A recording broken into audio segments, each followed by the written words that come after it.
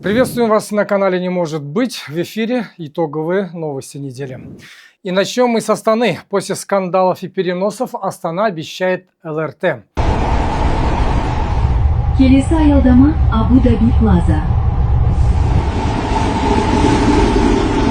Скажем больше, будут новые маршруты и ветки в Қосшы и к старому вокзалу. Старт 26 год, окончание когда-нибудь. Деньги, консорциум и займы. А не станет ли этот легкий рельс слишком дорогим удовольствием?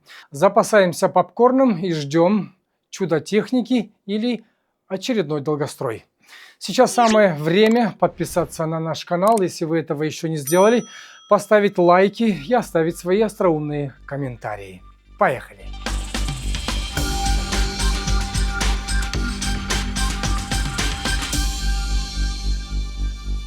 Сенатор Руслан Рустемов вновь спасает казахский язык. Грамматический кошмар в школах, филологический беспредел в вузах. Қазақ мектептері мен жоғары оқу орындарының қазақ топтарында грамматиканы оқытудың ұстанымдарын, қазақ тілі мен әдебиет пәнін оқытудың әдістемелік негіздерін, орта мектептегі қазақ тіл пәнінің мемлекеттік тілді оқытудың деңгейлік жүйесіндегі орнын қайта қарап, ең бастысы қазақ тілін мемлекеттік тіл ретінде оқытудың тұжырымдамасын қабылдауға ықпал жасауыңыз. Решение: унификация, единая программа, казахский язык как профессия для всех. Тем временем наши коллеги из Казахинформа собрали примеры чиновников других национальностей, свободно говорящих на казахском языке. Мен премьер-министрдің бірінші орынбасарым Роман менің атым. Қалайсыздар? Жақсы енді. Төсектер бар. Тамақ бар ма?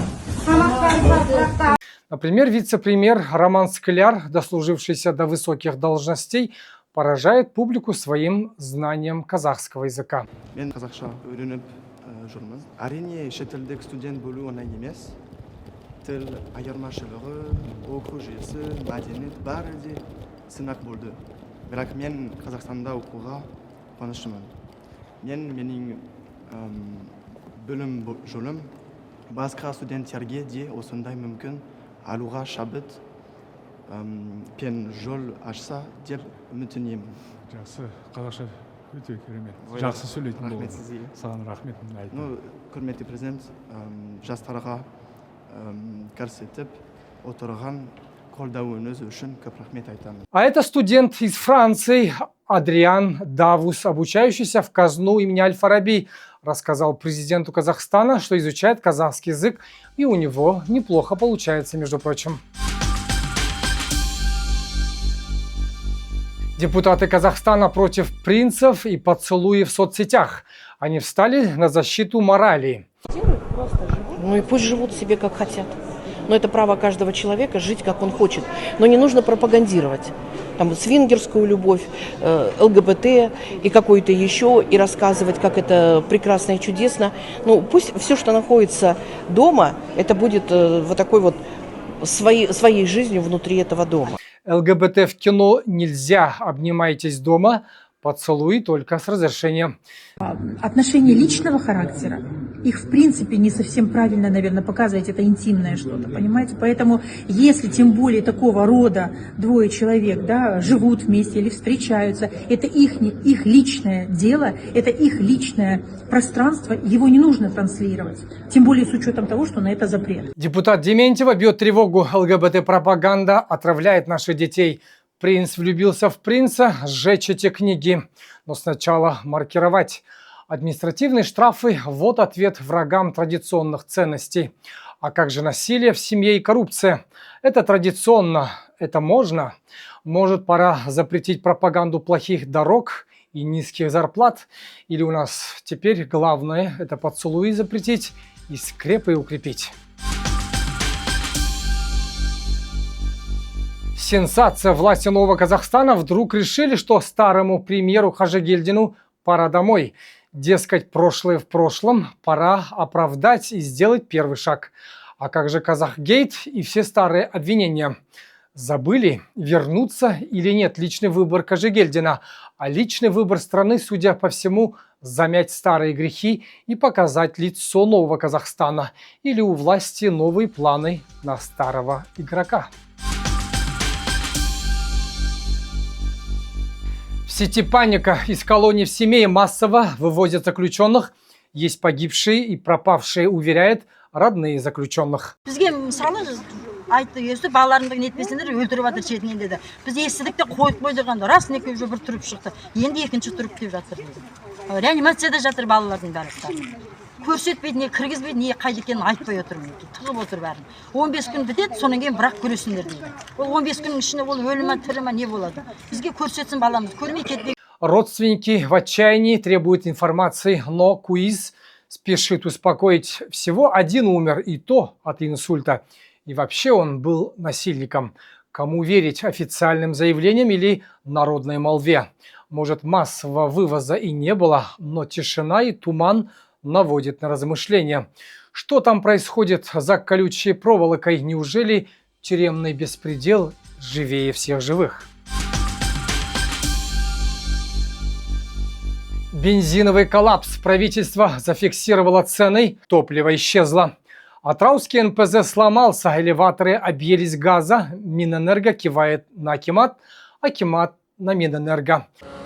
Ай 92 251 теңге. 237 теңге деген үкіметтің қойған ақшасы қайда? Бағасы. Үлкен нарын катон қарағай. Саршаған бензин жоқ заправкада. Не болды бұл? Қымбатшылыққа келейін деп отыр ма?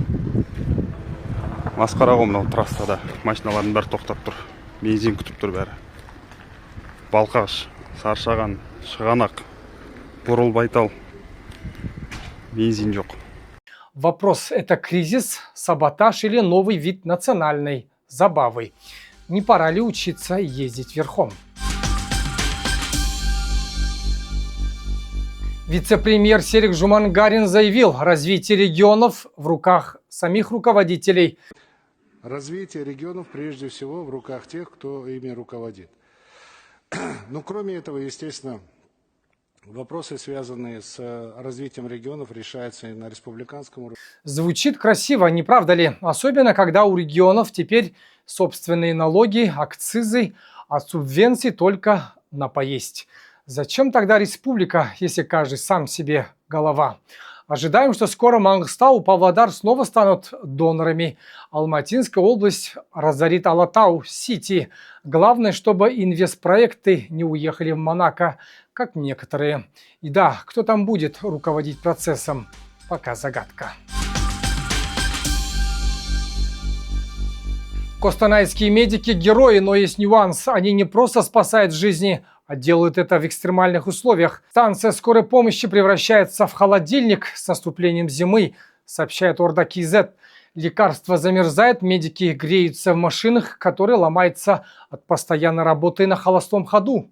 Медики в отчаянии, пациенты в шоке. Придется ли костанайцам самим скидываться на обогреватели для медиков?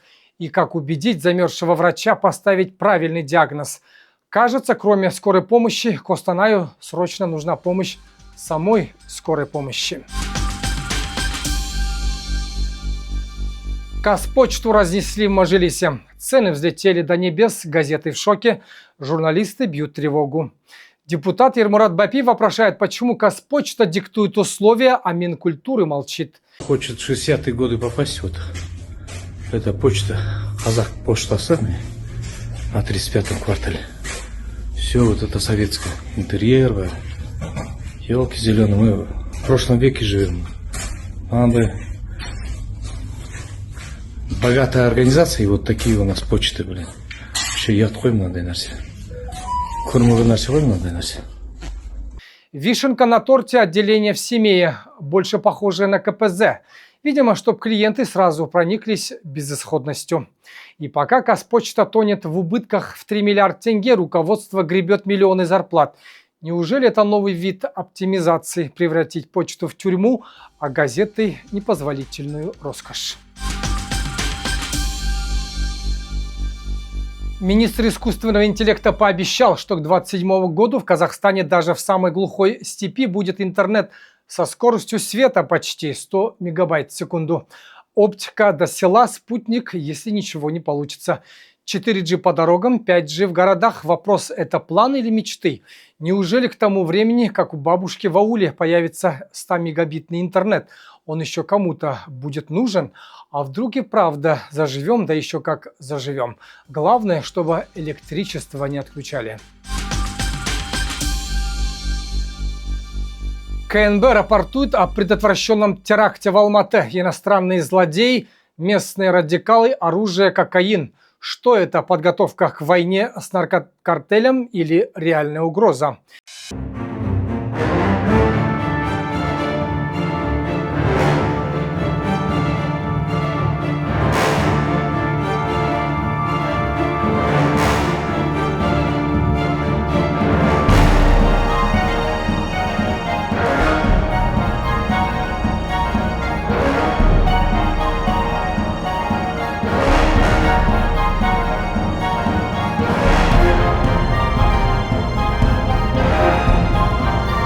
Слишком ли много бонусов в виде конфискованной наркоты на один теракт?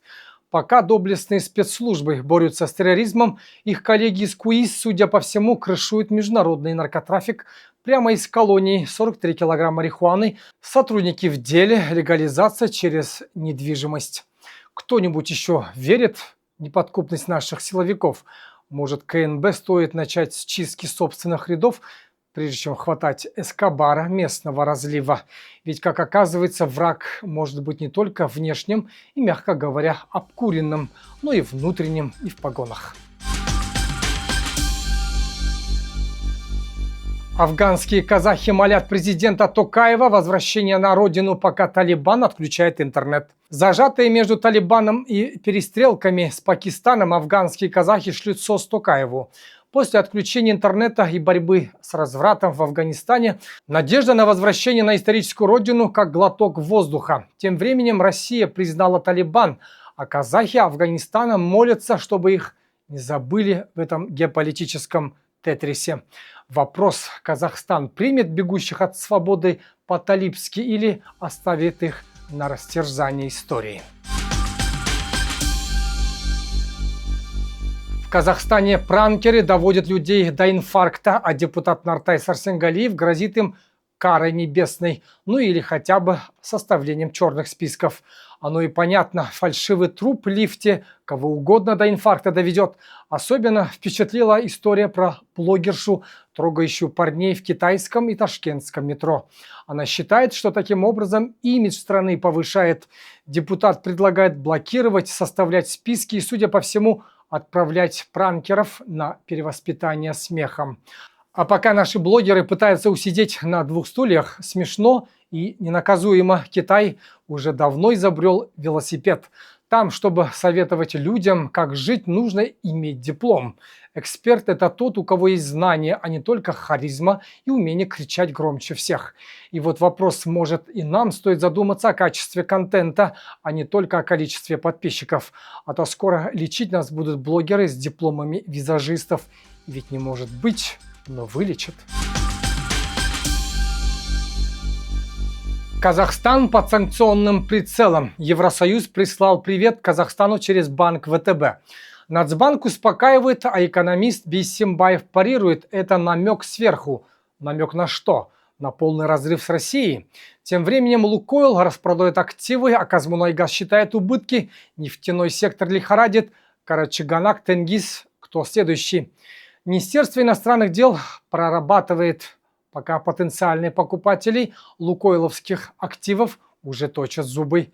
Казахстан, мечтавший о диверсификации экономики, теперь рискует получить санкционный бумеранг по полной программе или проглотим обиду. И дальше будем дружить со всеми, пока не прилетит очередная черная метка. В Атырау опальный экс-зам Акима Хаменова, осужденный за взятку при установке памятника Абаю, блистала на свадьбе как почетная гостья среди чиновников и полиции. Біздің елбасымыз 9 жыл бойы болат балқытып, шынайы еңбекте шыңдалған тұлға. Сіздің еңбек жолыңыз әрбір жасқа өмірлік үлгі. Да-да, это та самая, которая предлагала назвать Астану Ельбасы. Правда, сидеть ей еще рано, отсрочка из-за деток. Ел басында ерен толға тұрғанда, мен елімнің ертеңіне сенемін. Посещать торжества не запрещено. Среди гостей, кстати, были чиновники и полицейские, что придает мероприятию особый шик. Замгенпрокурора уверяет, закон не запрещает осужденным посещать подобные мероприятия. То есть воровать можно, а веселиться нельзя, что ли? В Атырау коррупционеры не просто избегают тюрьмы, они танцуют на чужих деньгах. Ирония зашкаливает. Памятники Абаю строятся на взятки, а свадебные платья на бюджетные миллионы. Что важнее, громкие церемонии или реальная борьба с коррупцией? Знаешь что? Поеду я, наверное. А тут сами разберитесь.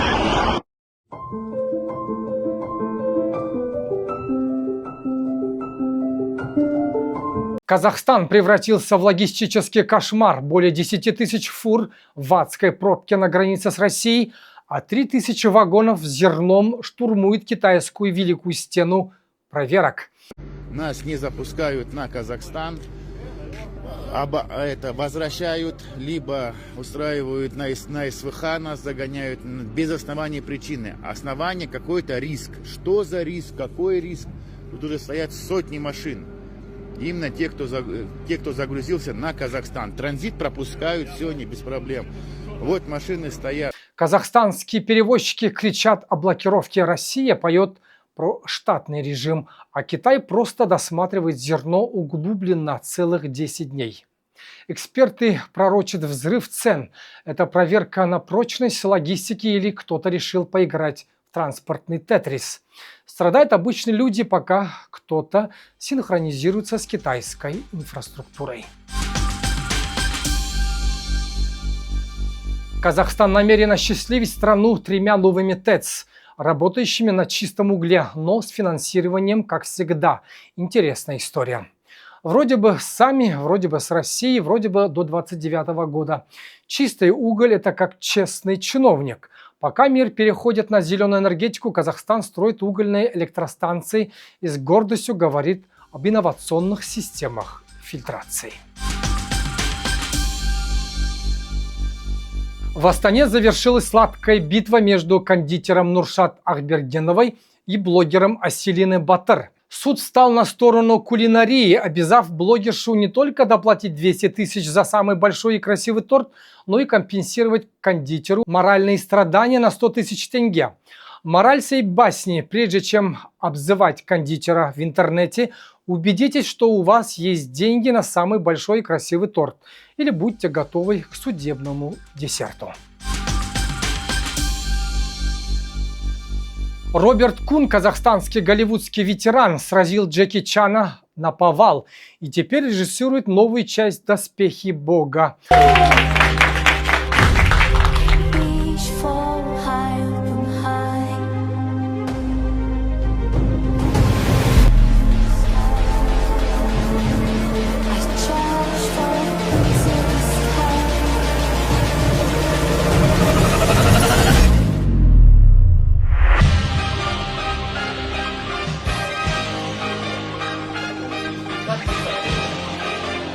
От охотника на вампиров до майора Грома. Послужной список Куна впечатляет.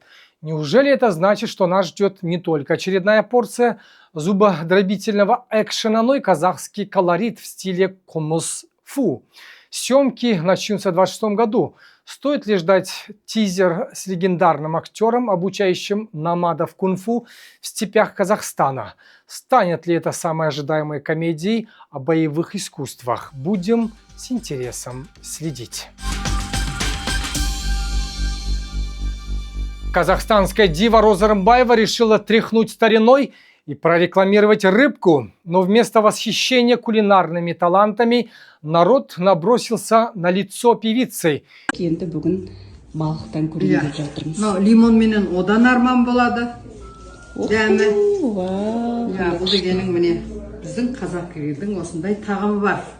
Отбасыңыздық мерекеге, қонақтарыңызды, туысқандарыңыз шақырған кезде балық жегенде дұрыс қой анда-санда. Біз қазақ көп жемейміз балықты, бірақ көп жемейміз. Не узнать, ботокс сделал свое дело, вопят комментаторы, забыв про сель под шубой.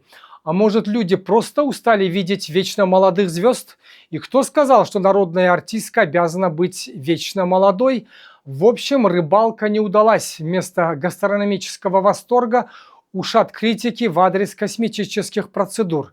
Интересно, Роза Ханым сама-то эту рыбку пробовала или тоже предпочла уколы красоты? Мировые новости. Германия эффектно попрощалась с атомной эпохой, взорвав крупнейшие градирни АЭС Гундерминген.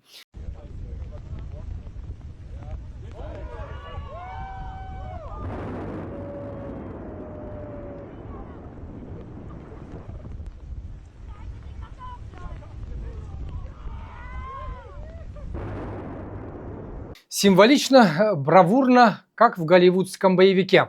Там еще и крупнейшие хранилища аккумуляторов построят.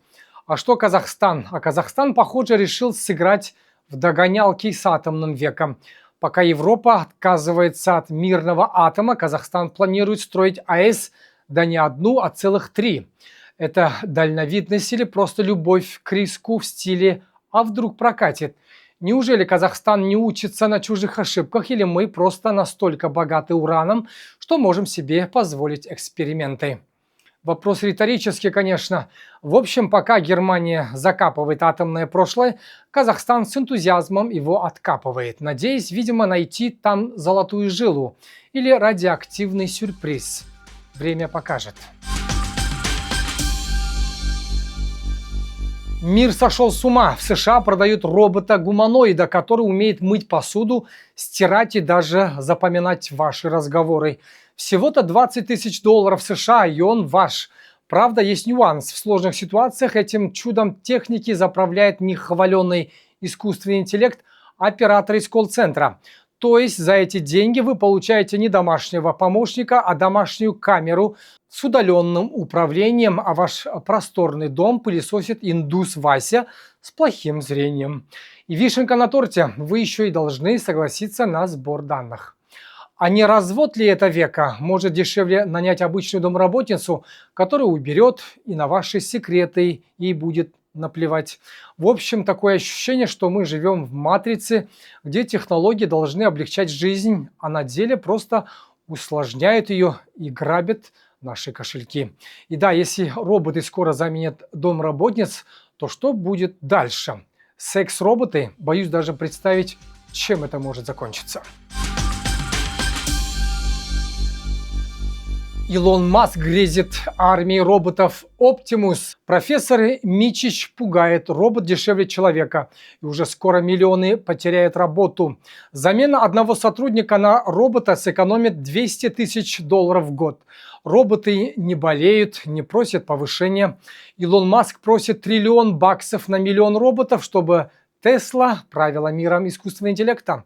Он боится потерять власть, но нам-то что делать? Стоит ли опасаться роботизации, или профессор преувеличивает? Быть может, люди незаменимы? Что мы будем делать, когда роботы заменят нас всех? Заново открывать смысл жизни? Ирония в том, что без денег Маска робореволюция возглавит кто-то другой.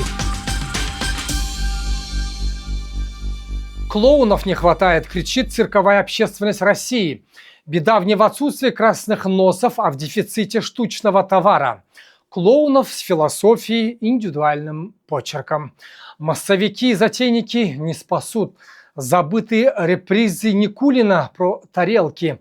Как смешить современного зрителя, привыкшего к мемам и стендапу. Не придется ли клоунам учить ТикТок и постигать дзен современного юмора?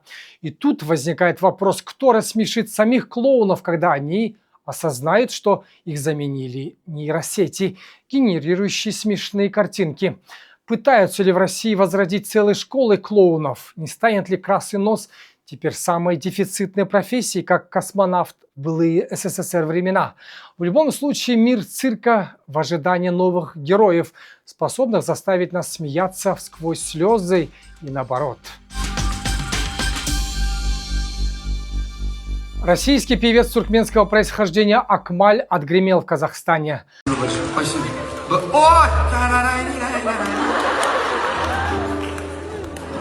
Пакетик этот сожгите. Цвета мне не нравятся этого пакета. За брезгливые «сожгите пакетик» цвета флага почти как у нас, публика отменила ему все концерты. Такая же участь ожидала и когда-то Полину Гагарину. Теперь под прицелом Тимати, но его концерты пока в силе. Несмотря на петицию обвинения в поддержке того, что нельзя называть, забавно, ведь в России Джах Халиб отменили за поддержку Украины. Где заканчивается искусство и начинается политика. Может быть, российским звездам стоит выучить не только «Ассалам алейкум», но и правила казахстанского гостеприимства. Иначе рискует повторить судьбу пакетика от Акмаля. В Рио-де-Жанейро провели генуборку перед приездом климатических активистов. Полицейская операция против наркомафии «Красная команда» завершилась рекордным числом жертв – 119 ликвидированных.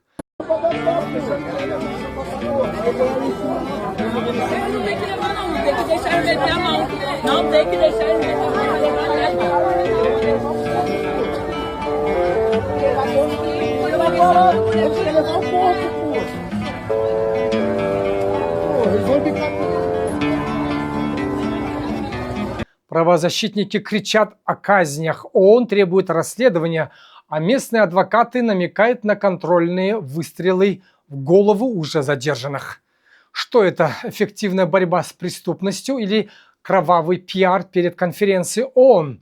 Бразильские власти, похоже, решили продемонстрировать миру, как энергично они решают проблемы, но какой ценой. Не получится ли так, что теперь, кроме климатов, в Рио обсудят еще и права человека?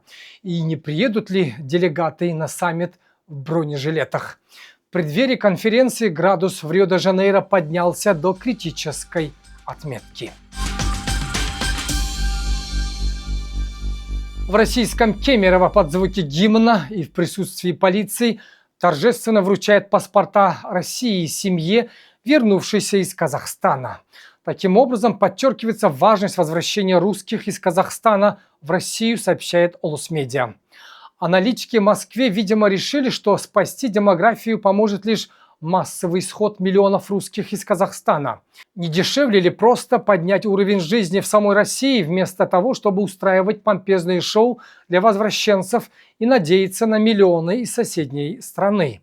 Действительно ли возвращение соотечественников – это важность или просто попытка решить внутренние демографические проблемы за счет соседей? В южнокорейском Пусане прошла встреча на высшем уровне. Дональд Трамп и Си Цзиньпинь, как старые приятели, обсудили новую торговую сделку.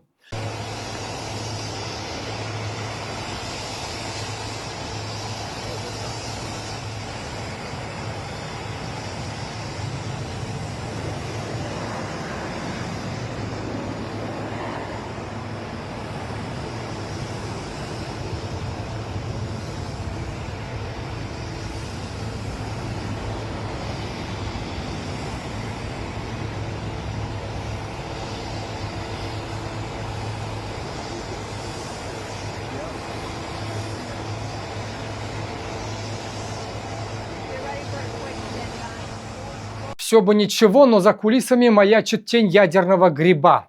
Дональд Трамп, словно забыв о дружбе, анонсировал возобновление ядерных испытаний, мол, Россия и Китай вынудили.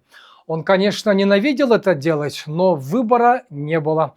Ведь у США больше боеголовок, чем у кого-либо. Пока Россия испытывает буревестник, Трамп грозит оружием возмездия. Простые люди надеются на выгодную торговую сделку. Кто кого переторгует, Китай, США или здравый смысл, глупость?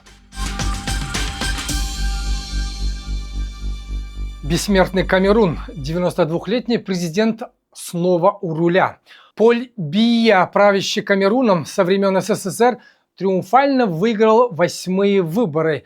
Кажется, бессмертие найдено. Получив скромные 53%, он остается самым возрастным лидером планеты.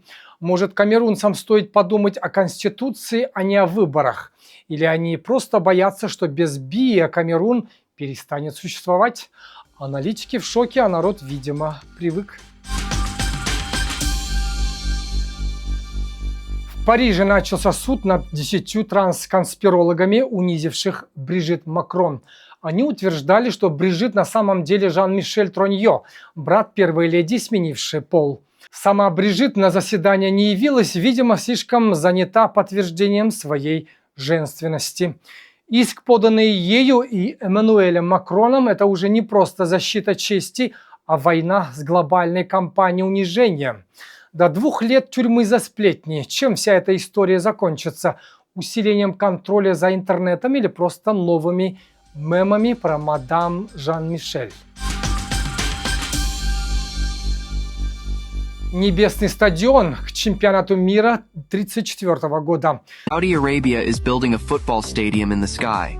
It's called NEOM and sits on top of the country's tallest skyscraper. The venue will hold 46,000 fans and run on renewable energy. It's set to open in 2032 and host matches for the 2034 World Cup. This stadium in the sky is only the beginning. The country also plans to build arenas in the sea, symbolizing humanity's ambition. Высота 350 метров, 46 тысяч зрителей. Зеленая энергетика. Звучит как мечта футуриста или бред сумасшедшего. Строительство обещает начать в 27-м, закончить к 32-му году. Смогут ли зрители насладиться игрой, не страдая от горной болезни или боязни высоты? Саудовская Аравия, как всегда, удивляет размахом. Главное, чтобы этот стадион не рухнул с небес на землю, как карточный домик. Что ж, друзья, вот и пролетела еще одна неделя в этом безумном мире. Мире, где не может быть, звучит чаще, чем доброе утро. Спасибо, что оставались с нами, удивлялись вместе с нами и, надеюсь, смеялись вместе с нами. Хотя иногда смех сквозь слезы – это единственная адекватная реакция на происходящее вокруг нас. Но не будем грустить, ведь впереди не только новая неделя, но и зима, а значит, новые поводы воскликнуть не может быть. Главное, одевайтесь потеплее. Не забывайте ставить лайки, оставлять комментарии и подписаться на наш канал, чтобы не потеряться в этом безумном мире новостей ровно через неделю. До встречи в следующем выпуске. Берегите себя, а то мало ли что вдруг случится очередное. Не может быть. До свидания.